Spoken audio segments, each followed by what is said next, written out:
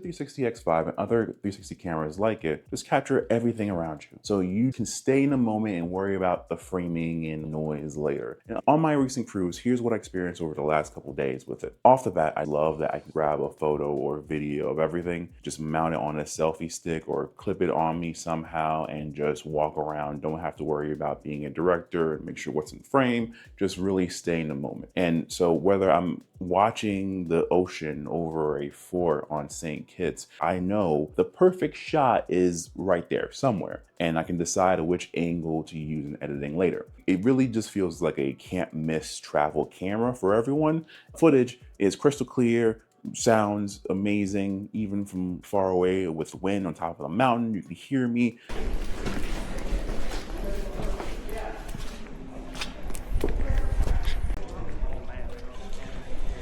Sunrise and sunset all looks gorgeous. You still see that fisheye warping at certain points, and you can use a de-warper effect on your phone, desktop, or iPad, and it should work. But still, you could see that there's a 360 effect happening. I didn't get to use it a lot at night because the big elephant in the room was this big heaping thing about the size of a kitchen knife.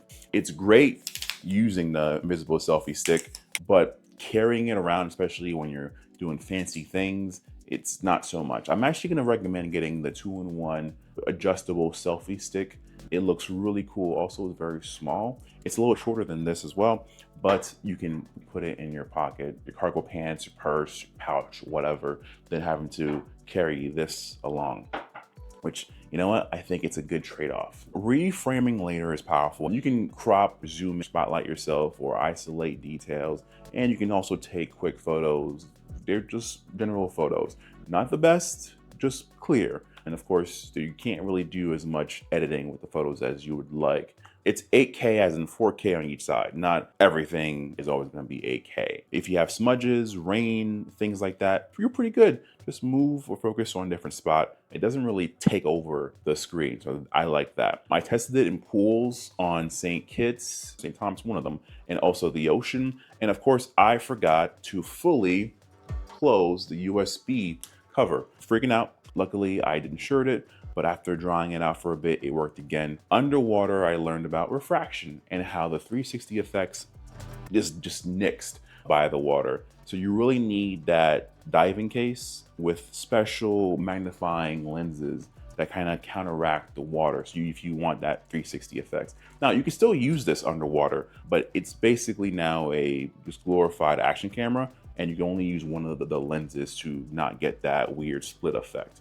Now, on sandy beaches, on a cruise, I was worried about scratching the lens. And yes, I know that you can replace the lens for 30 bucks, but I don't want that hassle. Even right now, I don't really want to use this without having this cover on it because I don't want these to scratch. Yes, the new guards you can use on these, they don't work great for underwater, and also if it's humid, also you might get a little bit of light leaks in the sunlight, but I don't care. I want the peace of mind of not having to scratch. I would like having the protection of the lens guards, plus these new and improved, tougher lenses, plus having the ability to get new ones if they scratch. So why use only 2 layers of protection when you can get 3? You will worry about scratching these. Editing on my phone and iPad quickly became ninth circle of hell. The mobile app allows you to use a lot of the AI features. The AI really works on focusing on you, focusing in the front, focusing on movement, focusing on noises, and so you get a lot of great tricks. You don't have that on the desktop.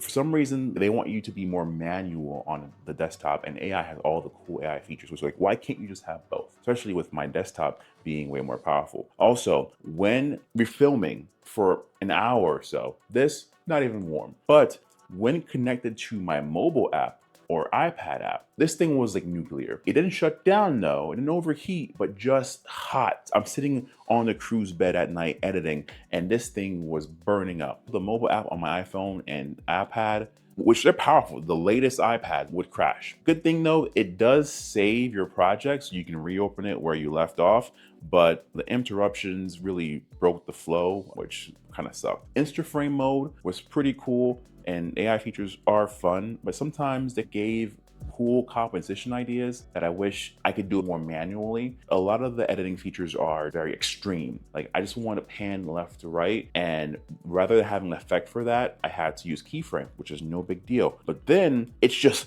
like snapping your neck, like I just want a little bit more control, or I want the AI to be a little bit smarter or more restrained. The barrel roll effects are fun, great, but if a lot of people are using this besides for action, let's move away from the more nauseating effects. I really love this, but one thing while traveling I did realize is having the invisible selfie stick, walking around the city, this stands out. That's why I recommend the 2-in-1 extension thing. If I had that with me in this cruise, I would have taken so many more videos and pictures. But imagine being by a poolside and I have to carry this with me in my backpack or whatever. Lighter weight and traveling, I would definitely recommend the smaller extension arms, so that way you can kind of put them away or bring them out whenever. Other than this, I'm gonna use this so much. It's so cool. Really brings a whole different dimension to filmmaking or just recording your life. Let me know. I'll be testing it more. If you have any questions, I can test it and answer anything that you need. See ya.